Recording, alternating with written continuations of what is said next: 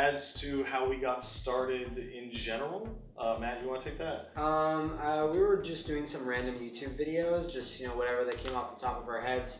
And one day I said, it'd be funny if two people got really angry playing a game made for like kids, like 9-year-olds or whatever. And that was Kirby Epic Yarn. It was impossible to die in that game. I said, it'd be funny if two people were just arguing viciously over that. And I asked around, and eventually Pat said, "Yeah, no, I'll be with it. I'll do this dumb thing. I'm going nowhere in my life." So there you go. And we kind of did that, and then we added Woolie, and then like we said, we added Liam, and that's the basic gist of it. So yeah, it just kind of snowballed from there. Yeah. So Montreal has become like a pretty big gaming hub. Mm-hmm. How do you guys find the gaming scene? Well, 3 of us have worked at game companies in Montreal, so I think we're all pretty happy with the way it is. It's awesome. It's awesome to have such quick access to developers and people like that whenever you're interested in it.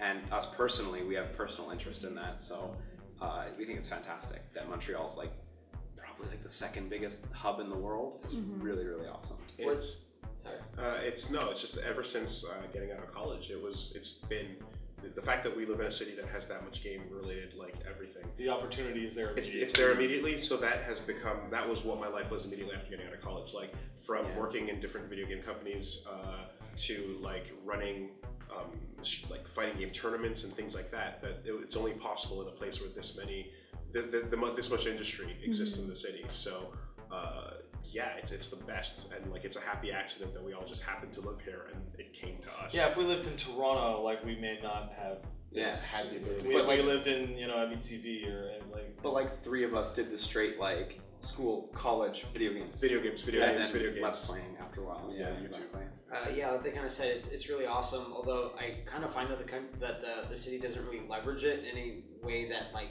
a lot of people can enjoy it. Like we have like half a dozen game companies. We have no actual con for video games specifically. We used to have a.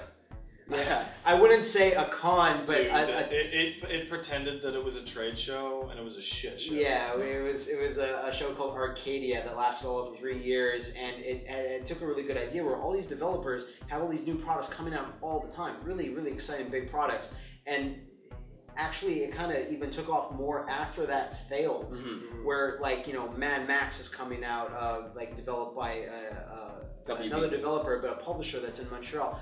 A lot of them could bring shows, and we could have our own like con, which would be really, really exciting for a lot of the gamers that are in Montreal.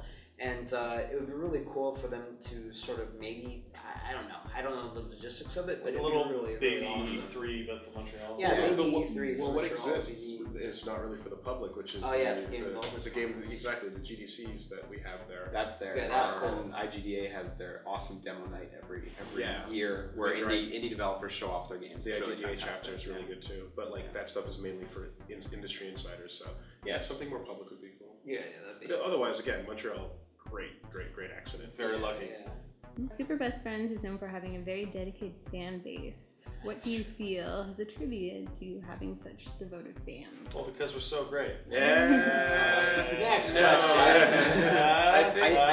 No. Sorry, go ahead, Woolie. I think we've often wondered this ourselves, and we've asked and discussed it amongst ourselves, and like the best example is Atlanta. We went to MomoCon and we were talking to the organizers, and they're like, we've had the lines for the meetings, like for people that are way bigger than you, but the lines weren't as long. And they're like, they look at us like, what's up with that? Yeah, we think some of it has to do with the fact that like watching our content kind of feels like hanging out with friends. And it's sort of it emulates a feeling that a lot of people have when like they feel like, oh, they've gone off to college and they don't have their buddies there anymore, so they come watch our videos, and just the voices of us sitting around a couch talking shit and having a good time feels familiar. The one that made the most sense is a friend of ours who went to Japan for like almost a year of teaching, and she said she doesn't like video games at all, but she'd put us on in the background. It was like, oh, it sounds like I'm over at my friend's place. Yeah, right. And stuff and it sounds normal. Right. I'm not sure. This is just a theory I have, but like I think we're also one of the biggest channels who actually does a bunch of niche Japanese stuff. Yes. I was gonna say is that when you do a channel that does Minecraft 5,000 times a day, or Call of Duty, or League of Legends, You're gonna lock those people up for sure. But there's 5 million other channels that do that, so people are very fickle. Not that there's anything wrong with doing that. It's just it's not our But thing. our tastes, yeah. Our tastes are very dedicated, and we just kind of like what we like, and those people that also like the same stuff, we're like one of the few channels that kind of dedicates ourselves to doing, you know, niche Japanese games like Liam said, or just weird off the cuff type of stuff. And people were like, well, they're the only person that does this, so why would I go anyone else when I like that specific type of game? And the fact that many of the people we meet often tell us, like, I mean, they're huge fans of, they, you know, have been watching us for a while, and we brought X or Y to their attention. It's like, okay, so you've been following us and you have the same tastes as us. So like, so when we generally like kind of like push something or recommend something and they like it too, because we kind of all have the same tastes as our audience, like they feel dedicated to that, you know, like it kind of builds to it, and it's it builds like cool, it builds a like rapport, thing, you know. Do you have any fun fan encounters that you care to share? Like a specific one? Yeah, just ones that you are memorable, I guess. At SGC last week, I had the pleasure of meeting up with the guy who makes the Dangan Wrestling series, and did that amazing Wrestling is Strange video based on Life is Strange. Total blast to meet him. In general, though, like we meet lots of awesome people. That's lots really of people tough. like ask us out for drinks, and like I don't know, I've gone for some of them, but I can't go for 20 drinks a day, right? But like there's just so many people who really put themselves out for us, so I couldn't say other specific one. We work with lots of artists and animators to make intros for our videos because we're not talented enough to do them. Not even close. So we met up with one like twice at MagFest. His name is Cranky Construct. He's really talented, and we didn't even know. He just showed up to our panel. We said, "Oh my God, hi!" And then next year we met up with him again, and then we said, "Come to dinner with us. We're all going to have a big dinner down at this place in here." And he was just really humble, like, this is so cool that I'm here with you guys. I just happened to be along, and he got to be a part of it, and we had a great meal, and with some other like YouTube personalities, and he came by and then stayed with us for a little bit. We did some videos with him, and you know, sometimes things work out like that. You'll not even know. Like he didn't let us know, or we got caught in the shuffle where he was just at this con and we just met up with him. It was really fun. Business kid.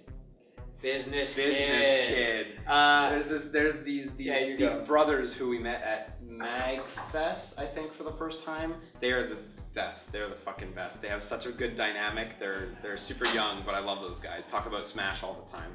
And he approached us and he's like, he's a kid. He's like 12, 13 years old, and he comes up to me and just says, "We need to talk about business." And I go, "Okay, well, what business do you have to talk to us about?" And he goes, "Think about it, super best friends, roller coaster, where is it?" And I said, "Yeah, okay, super best friends roller coaster." And then he came up to me the next day and said, "Super best friends ice cream pops, where are they?" And I, "Sure." And he goes, "All right, sorry I bugged you all weekend, but next in 5 years, you're going to be wanting to hang out with me. I'm going to be as big as you." Just like That's business amazing. him and his Business brother are kid. super good. Yeah. Love Business Kid.